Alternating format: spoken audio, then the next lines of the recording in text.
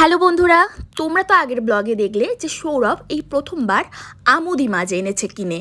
তো সেটা তো আমি ভাজা ভাজা করেইছি, আর তার সাথে কি কি রয়েছে আইটেম চলো দেখতে থাকো। কুমড়োটা মাখার সময় জলটা আর কি এদিকে গেছে, আর তার সঙ্গে রয়েছে ইলিশ মাছ ভাজা, একটা লেজা, একটা চাকাটা আমার, লেজাটা সৌরভের।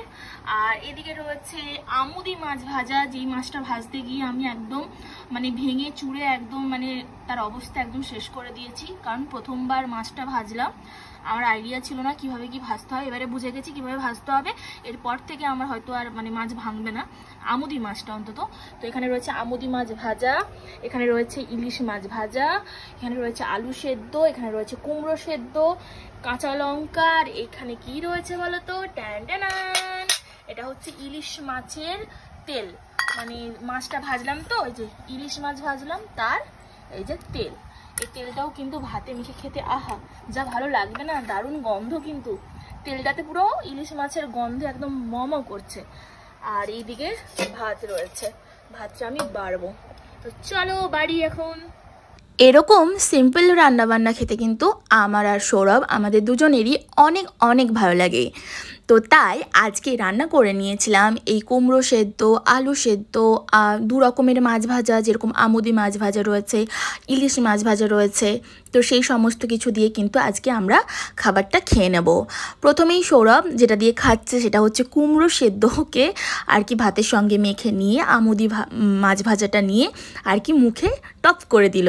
আর ও বলছে, উফ যা সুন্দর স্বাদ না আমুদি মাছের, সত্যি জীবনে প্রথমবার এই মাছটা খাচ্ছি, প্রথমবার রান্না করছি, প্রথমবার নিজের হাতে রান্না করে নিজে খাচ্ছি। তো মাছটা কিন্তু অপূর্ব সুন্দর খেতে। এবার কিন্তু সৌরভকে মাঝে মধ্যে বলতেই হবে এই মাছটা নিয়ে আসার জন্য, দেখতেও যেরকম সুন্দর খেতেও সেরকম সুন্দর। এটা কিন্তু নদীর মাছ, তো এই মাছটা খাবার সাথে সাথে ইলিশ মাছটাও খেতে হবে।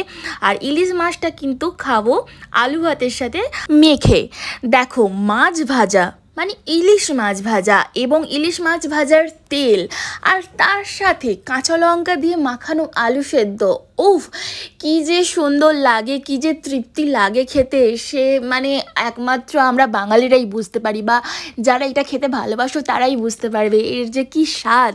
আর এই দেখো সৌরভ তো কুমড়ো সেদ্ধ দিয়ে ভাতটা মেখে খেয়ে নিল আমুদি মাছ দিয়ে ভাজা দিয়ে, তারপর এবারে মাছের তেলটা ভাতের সঙ্গে নিয়েছে, তাতে অল্প করে নুন দিয়েছে, আর এদিকে আলু মাখা আর মাছ ভাজাটা কিন্তু একটুখানি নিয়ে এই টপ করে ও গালে তুললো। আর ওকে দেখে আমার যে কী লোভ লাগছে, আমি তাড়াতাড়ি খাও, আমিও এবার খাবো, কারণ ওর তো ভিডিওটা ক্যাপচার করছি, তারপরে তো আমি আমারটা খাবো টপ করে। তো ওর খাওয়া দেখে তো আমারও ভীষণ লোভ লেগে গেল, আমি বলছি বাবাই তাড়াতাড়ি খাও, এবার আমিও খাবো। তো এই দেখো ওর খাবারটা খেয়ে নেওয়ার পর তারপর আমি ভাতের সঙ্গে কিন্তু ইলিশ মাছের তেলটা নেব, নিয়ে এবারে মেখে মুখে যা তৃপ্তি করে খাবো না, আমরা যারা খেতে ভালোবাসি আমরা কিন্তু সমস্ত রকম খাবারই, সেই ইলিশ মাছ হোক, কাতলা মাছ হোক, যে কোনো মাছ হোক বা চিংড়ি হোক, যাই হোক, আমরা কিন্তু বড্ড তৃপ্তি করে খাই কি না বলো। আর এখানে ইলিশ মাছ কিন্তু যেরকম সুস্বাদু খেতে, সেরকমই কিন্তু এটা বাছতে গেলে প্রচণ্ড কষ্ট হয়।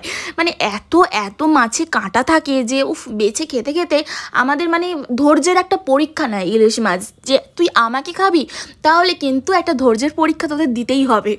এই কাঁটা বেছে বেছে ভালো করে না খেলে গলায় কিন্তু আটকে যাওয়ার চান্স থাকে। তো সেইভাবে আর কি সাবধানে ভালো করে তৃপ্তি করে খেয়ে তারপর কিন্তু সৌরভ এখানে আম কেটে নিয়ে এসেছিল ফ্রিজ থেকে। এটা হচ্ছে হিমসাগরের আম, যেটা সৌরভ নিজেও খেলো, আমাকেও দিল।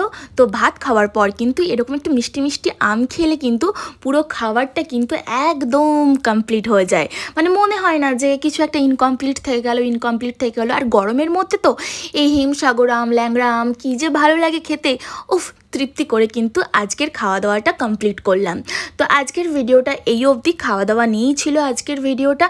আজকের ব্লগটা এখানেই শেষ করলাম, খুব তাড়াতাড়ি আসছি আবারও। টাটা বন্ধুরা।